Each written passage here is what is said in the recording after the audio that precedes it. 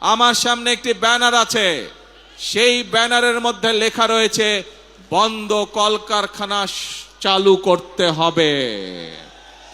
প্রিয় ভাই বোনেরা, বর্তমান সরকার বিএনপি সরকার, জনগণের ভোটে নির্বাচিত সরকার, এবং সেই জন্যই সরকার গঠিত হওয়ার পরে সাথে সাথেই আমি সংশ্লিষ্ট ব্যক্তিবর্গকে সাথে নিয়ে বসেছি এবং নির্দেশনা দিয়েছি।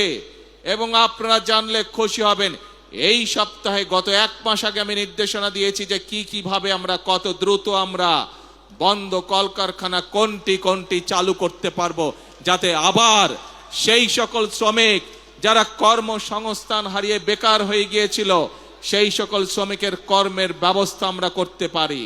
সেই মিটিংটি এই সপ্তাহে আবার নির্ধারিত হয়েছে।